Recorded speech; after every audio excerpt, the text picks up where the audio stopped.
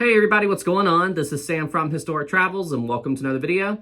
Okay guys, so hey, this is another update video regarding the submarine that went missing while attempting to reach the wreck of the Titanic.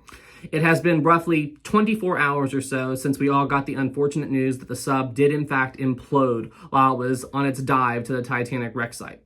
Now I did see this animation on the news this morning that shows where the sub's debris field is in relation to the wreck of the Titanic.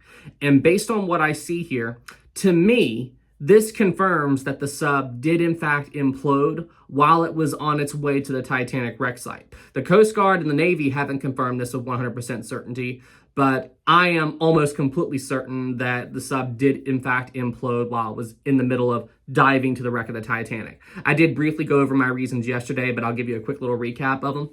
So, the first clue that the sub did in fact implode while it was on its way to the Titanic wreck site is the fact that they lost contact with the sub around 90 minutes into the dive. It typically takes somewhere between 2 and 2.5 hours for a sub to reach the Titanic wreck site after the dive begins. So the fact that they lost contact with the sub around 90 minutes or so into the dive, it basically tells me that the sub did not have enough time to make it to the Titanic wreck site. And the second clue that the sub imploded during its initial descent is because of the location of where the debris is. Because typically in dives like this, what these subs like to do, what the operators of these subs like to do is essentially bring the sub to the wreck of the Titanic in a way so that the occupants of the sub, the first thing they see of the Titanic as they approach the ship is the ship's bow coming out of the darkness. They essentially call this the money shot, you know? They don't want to come up on the ship, you know, from the side or whatever, you know? They want to see the bow of the Titanic come out of the darkness first as they approach the Titanic wreck site. And based on where the debris is, that's what I think they were trying to do. So ultimately, it tells me that the sub did in fact implode during its initial descent to the Titanic wreck site. So now that we all know that the sub did in fact implode, there are a lot of questions now that need to be answered. Probably the biggest of which is, how could this horrible tragedy have happened in the first place? And as of this moment, we still don't know for certain what caused the sub to implode.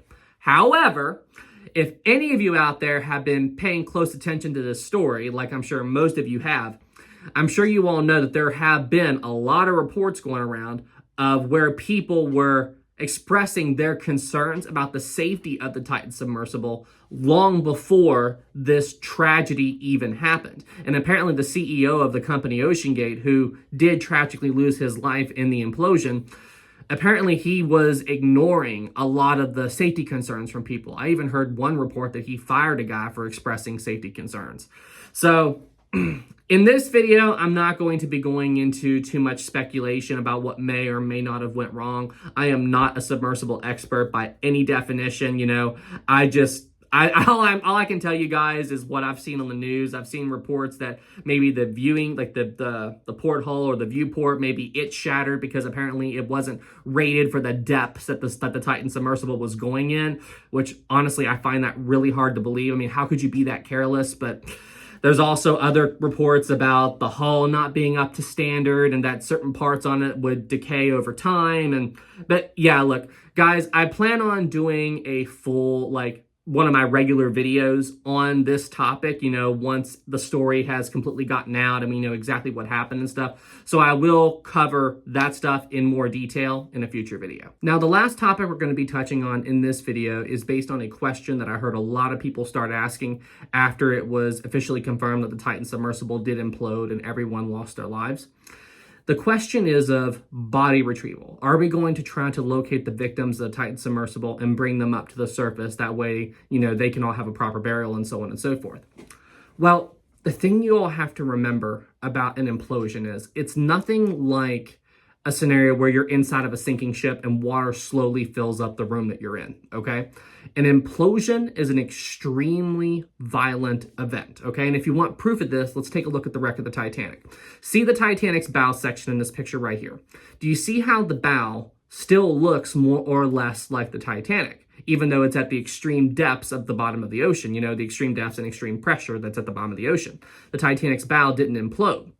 Well, that's because the way the Titanic's bow sank, well, it had time to slowly fill with water on the ocean surface. So the pressure inside of the Titanic was no different than the pressure on the outside, so the Titanic's bow section didn't go through an implosion. That's why it looks as good as it does. However, the same can't be said for the Titanic's stern.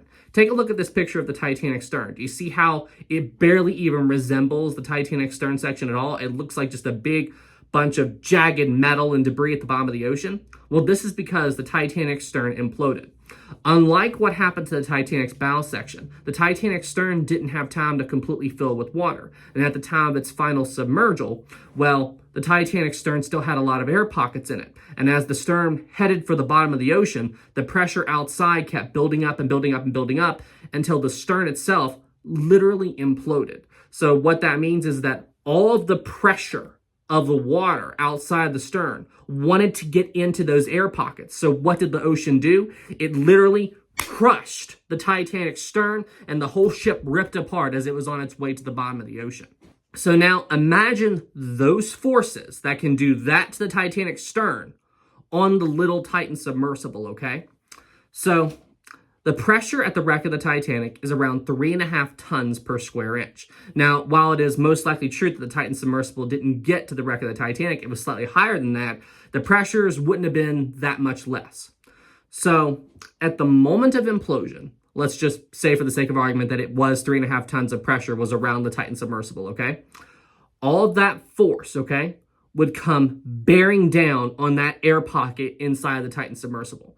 And for a fraction of a second, okay, the forces are so strong pushing in on that air pocket that the air inside of the air pocket, where all the people inside the submersible are, literally ignites to a temperature hotter than the surface of the sun for a fraction of a second. So literally everyone inside of the submersible is vaporized instantly. And then what's left, a fraction of a second later, is pulverized when 3.5 tons of ocean pressure come crashing down on it.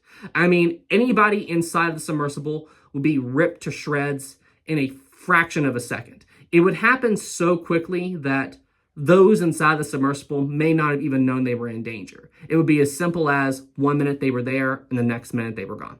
So yeah, I think that pretty much covers all of the major updates with the Titan submersible, or everything we know up to this point. I do know that the Navy and the Coast Guard are working to retrieve the Titan submersible wreckage so they can analyze it and everything. So once that happens, we'll be able to get more concrete information on what exactly went wrong with the submersible. We do know that the submersible definitely wasn't up to design standards, and it does look like with almost 100% certainty that the company did cut corners with the design of the submersible, so I'm sure that played a big role. But as I said, I'm not going to be going into too much speculation at this time. I want to wait and find out exactly what happened to the submersible that caused it to implode, and then I'll give my official report then. All right, everybody, well, hey, thank you guys so much for tuning into this update video, and I hope to see you in the next official Historic Travels video. Y'all take care.